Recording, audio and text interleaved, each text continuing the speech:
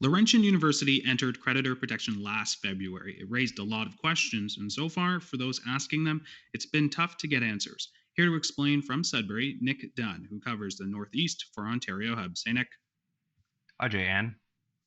All right, so it's been nearly a year, so I'm hoping you can refresh our memory about how Laurentian got into this predicament. Right. Well, Laurentian had been operating on some deficits for quite a few years, and it had also gone on a big capital spending spree uh, back around 2010. I mean, we don't know the entirety of the situation, which is what we're trying to find out right now. But effectively, in February, they went into insolvency proceedings under the Creditor Protection Act. And since then we've seen over around 70 programs cut. We've seen about 100 faculty and staff laid off, and since then we've seen about a 30% drop in first year enrollment. So that's kind of where we're at with Laurentian right now. Now, the Auditor General's office is trying to get to the bottom of these troubles. How are they? Right. So at the end of April, the legislature requested the Office of the Auditor General to conduct a value for money audit. This audit is to look at the finances of the university for the past 10 years to figure out two things. First of all, how did Laurentian go insolvent? And two, what can we learn from Laurentian's situation to avoid this in the future for other universities? And this has been ongoing since May, but unfortunately for the Auditor General, this has been a very difficult process because the university is under certain confidentiality orders during the creditor protection process. So there's some competing interests between what the Auditor General is trying to do and what the university says it can properly send over to the Auditor General for this audit.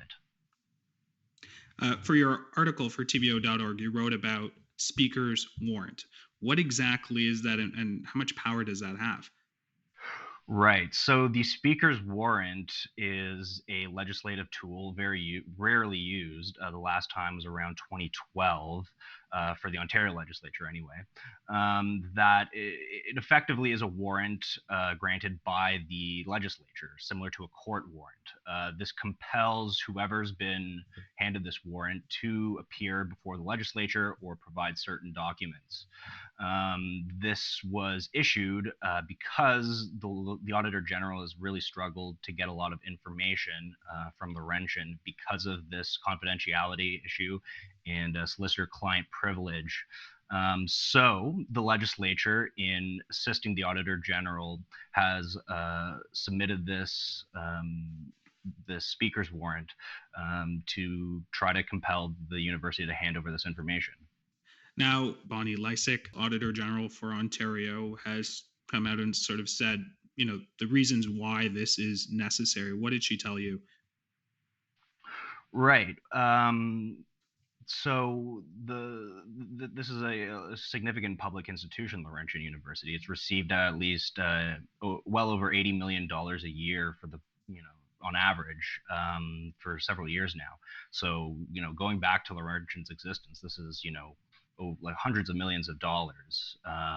It has had a significant impact on the region, and as a broader public sector institution, it is of great concern to the public and to the to Queen's Park that this has kind of unfolded, that an institution has gone insolvent. So figuring out precisely what happened and how public funds were used is important, as is potentially protecting these other institutions. The other problem, why this has become necessary, the Auditor General going to court on top of the Speaker's warrant itself over certain documents, is she mentions that the fact is that many of the documents that they're looking for, or sets of documents, say a whole set of emails from a former president.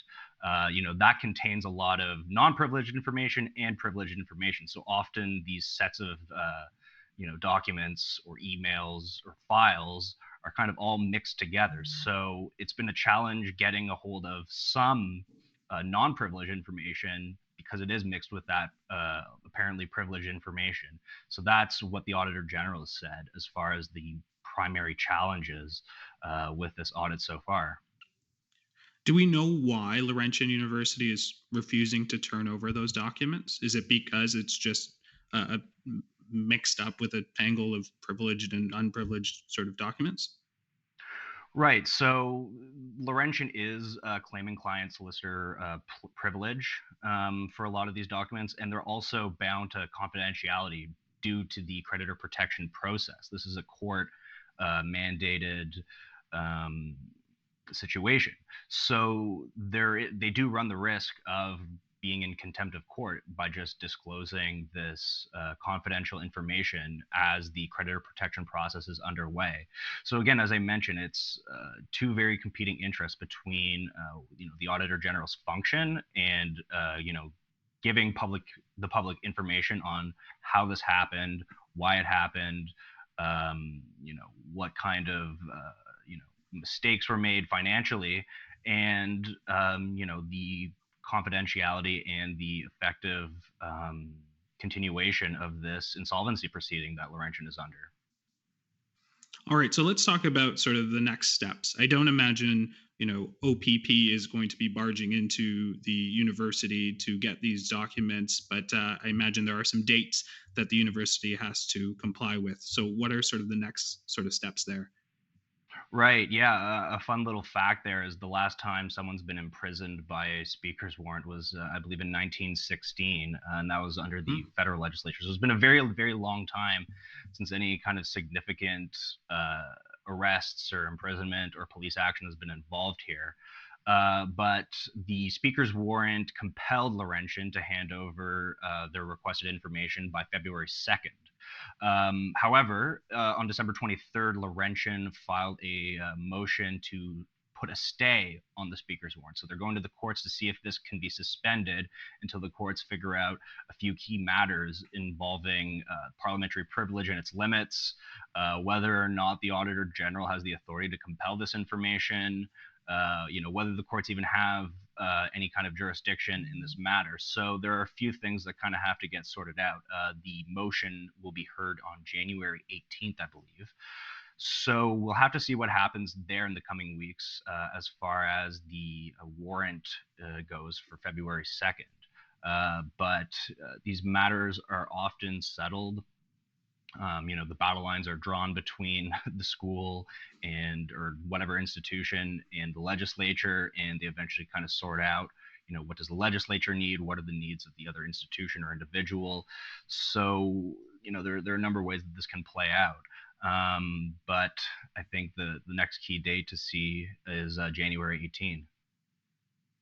Now we should mention while this is kind of happening in the background, school is still going on at Laurentian. Curious, how are things at the university now for students and faculty? Mm-hmm. Well, I don't know how much the speaker's warrant is affecting the day-to-day life of students, faculty, the community in Northeastern Ontario, or even the higher education sector more broadly. But this Auditor General's audit is a pretty significant deal. As I mentioned, we're talking about hundreds of millions of dollars given over the decades. We're talking about so almost 70 programs being cut as a result of this. So understanding Mhm. exactly why this happened, how this happened, who is responsible for what, is of major interest to the people who've been affected by this. You know, uh, this is the first insolvency ever occurred for a public institution like a university, rather. So I think there are many questions about how exactly we got to this point, given the fact that there are annual financial statements that the university has to make, and that there are various checks and balances. So I think a lot of people are very concerned about what happened. They want to know why it happened, and they would like probably some accountability as to who is responsible for what and how we move forward. A lot of questions to be answered and some key dates to keep our eyes on. Thanks for the update, Nick. Thanks, Jan.